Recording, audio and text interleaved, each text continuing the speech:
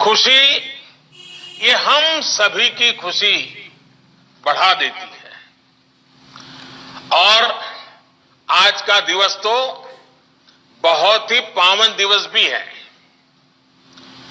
किसानों को आज जो सम्मान निधि मिली है उसके साथ ही आज का दिन कई अवसरों का संगम बनकर भी आया है।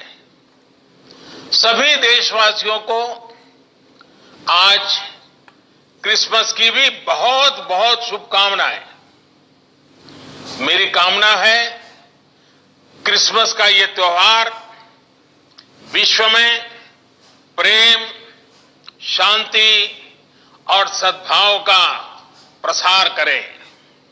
साथियों, आज मोक्षदा एकादशी है, गीता जयंती है। आज ही भारत रत्न महामना मदन मोहन मालवीय जी की भी जयंती है। देश के महान कर्मयोगी हमारे प्रेरणा पुरुष स्वर्गीय अटल बिहारी वाजपेयी जी की भी आज जन्म जयंती है। उनकी स्मृति में आज देश गुड गवर्नेंस डे भी मना रहा है। साथियों, अटल जी ने गीता के संदेशों के अनुरूप जीवन जीने का लगातार प्रयास किया। गीता में कहा गया है, स्वे स्वे कर्मणि अभिरतः संसिद्धिम लभते नरः, यानी जो अपने स्वाभाविक कर्मों को तत्परता से करता है उसे सिद्धि मिलती है। अटल जी ने भी अपना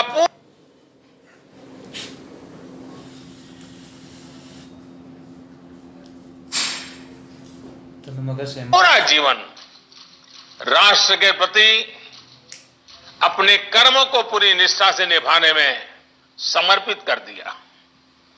सुशासन को, गुड गवर्नेंस को अटल जी ने भारत के राजनीति और सामाजिक विमर्श का हिस्सा बनाया।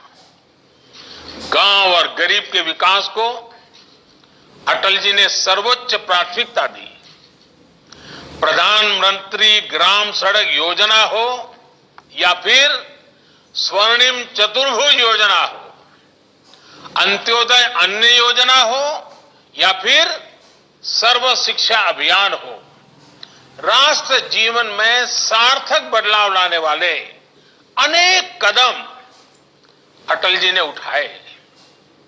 आज पूरा देश उनको स्मरण कर रहा है, अटल जी को नमन कर रहा है।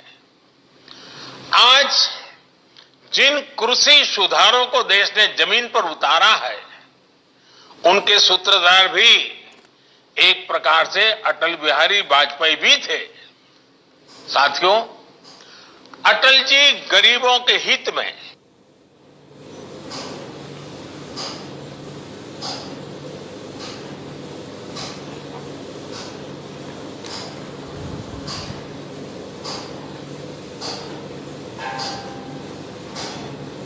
ไม่เป่าหมอกัน Och av farmor hade sagt det kommer det lite längre.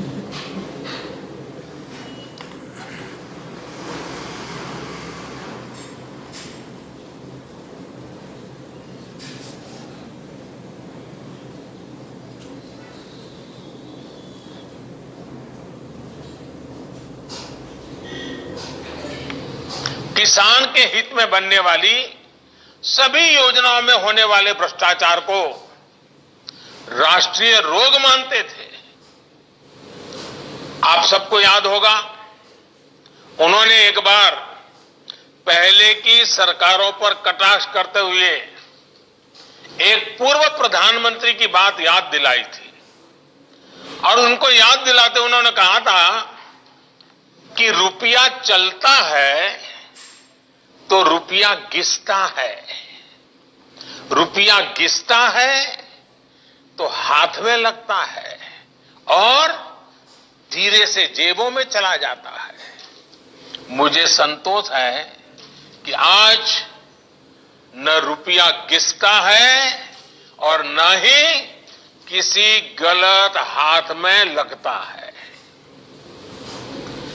Delhi से जिस गरीब के लिए रुपया निकलता है वो उसके बैंक खाते में सीधा पहुंचता है।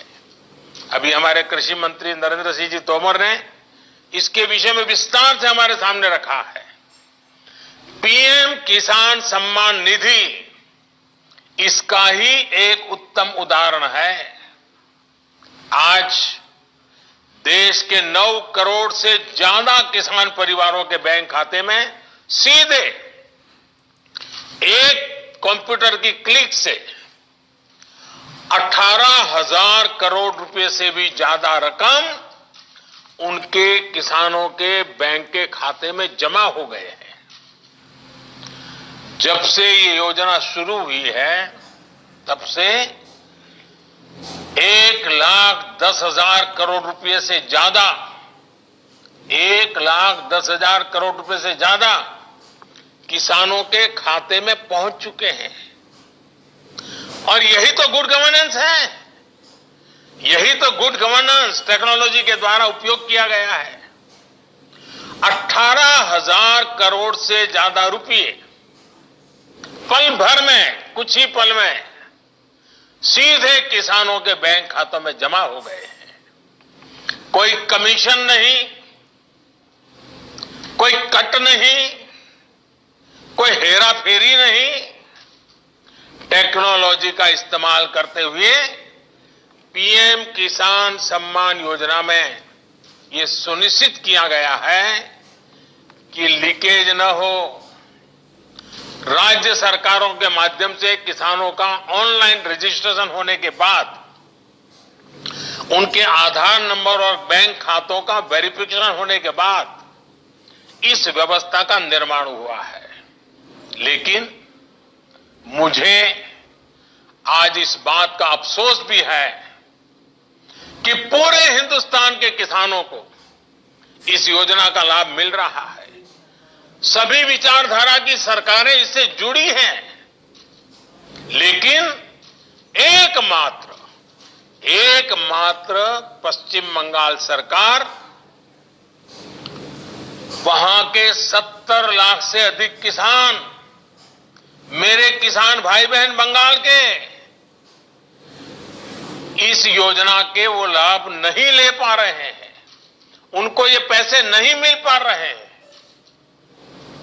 क्योंकि बंगाल की सरकार अपने राजनीतिक कारणों से उनके राज्य के किसानों को भारत सरकार से पैसा जाने वाला है, राज्य सरकार को 1 कौड़ी का खर्चा नहीं है, फिर भी वो पैसे उनको नहीं मिल रहे हैं। कई किसानों ने भारत सरकार को सीधी चिट्ठी लिखी हुई है, उसको भी वो मान्यता नहीं देते हैं। यानी आप कल्पना कर सकते हैं कितने लाखों किसानों ने लाभ लेने के लिए, योजना के लिए अर्जी की, ऑनलाइन आवेदन कर चुके हैं, लेकिन वहां की राज्य सरकार उसको भी अटका करके बैठ गई है।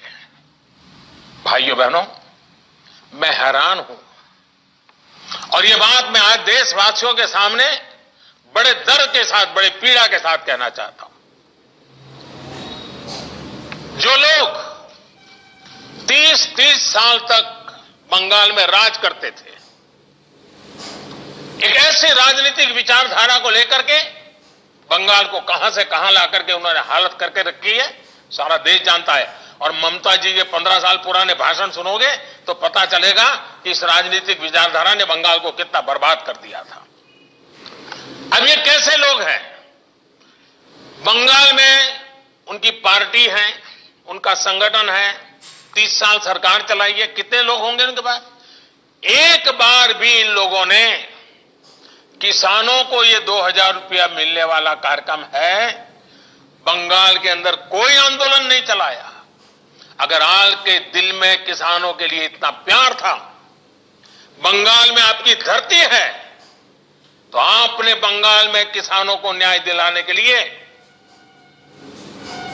प्रधानमंत्री किसान सम्मान योजना के पैसे किसानों को मिले, इसके लिए क्यों आंदोलन नहीं किए? क्यों आपने कभी आवाज नहीं उठाई? और आप वहां से उठ करके पंजाब पहुंच गए, तब सवाल उठता है। और पश्चिम बंगाल की सरकार भी देखिए, अपने राज्य में इतना बड़ा किसानों को लाभ, 70 लाख किसानों को इतना धन मिले, हजारों करोड़ रुपया मिले, वो देने में उनको राजनीति आड़े आती है। लेकिन वही पंजाब जाकर के जो लोग के साथ वो बंगाल में लड़ाई लड़ते हैं, यहां आकर के उनसे गुपचुप करते हैं। क्या देश की जनता इस खेल को नहीं जानती है? क्या देश की जनता को इस खेल का पता नहीं है? जो आज विपक्ष में हैं, उनकी इस पर जुबान क्यों बंद हो गई है? क्यों चुप है? साथियों, आज जिन राजनीतिक दलों के लोग अपने आप को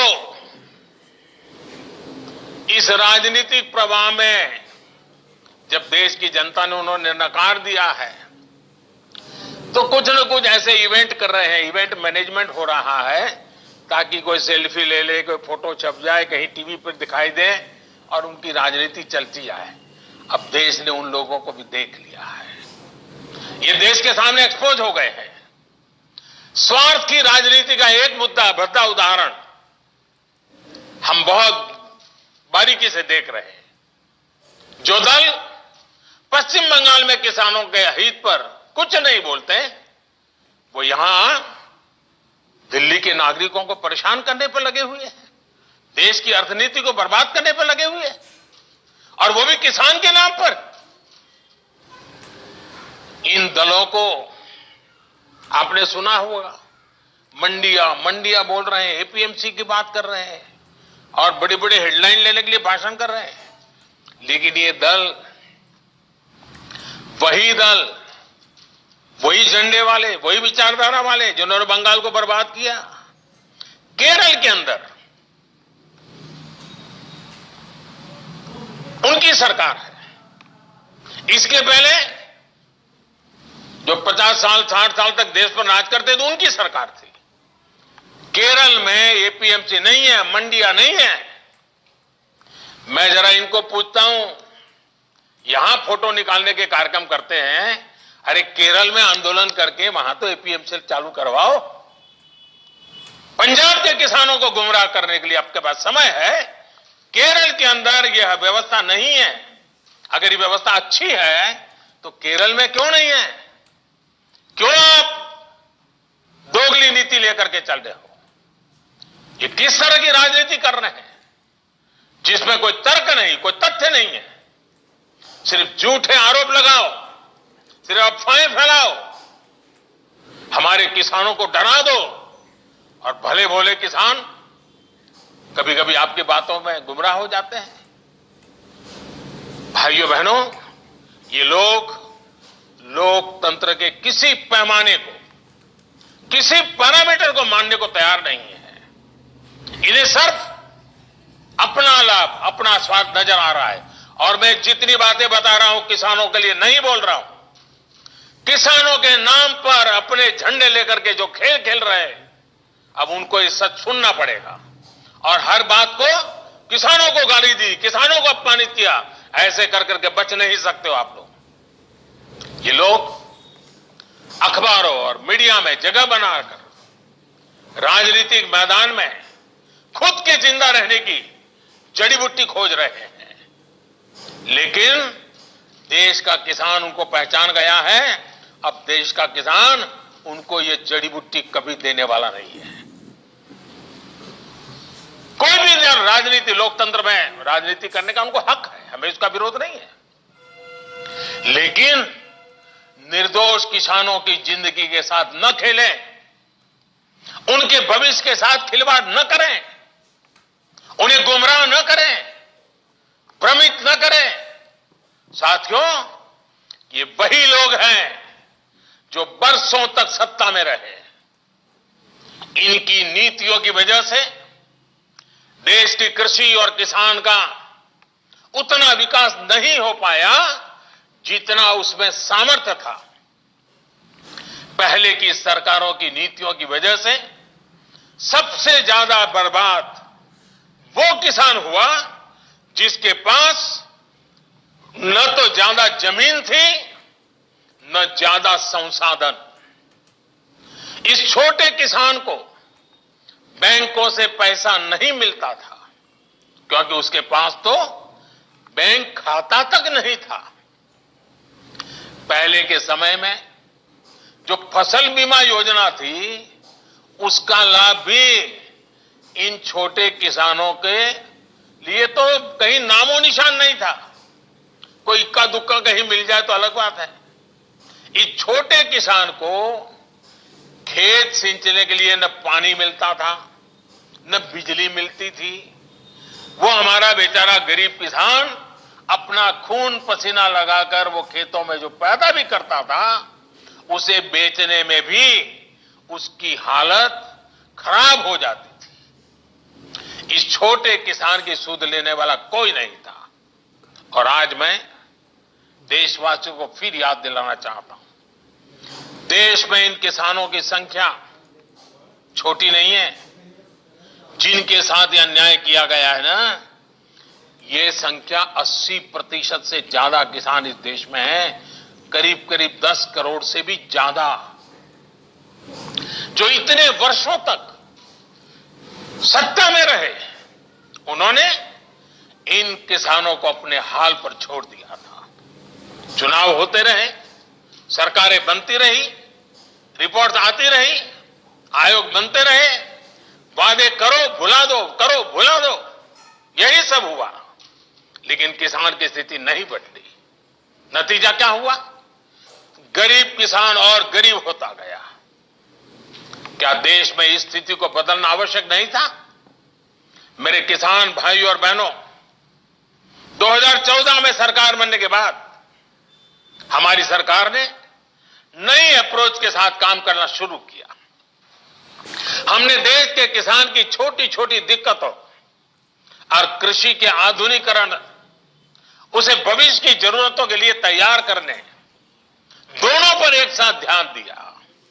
हम बहुत सुनते थे कि उस देश में खेती इतनी आधुनिक है, वहां का किसान इतना समृद्ध है। कभी इजराइल का उदाहरण सुनते रहते थे।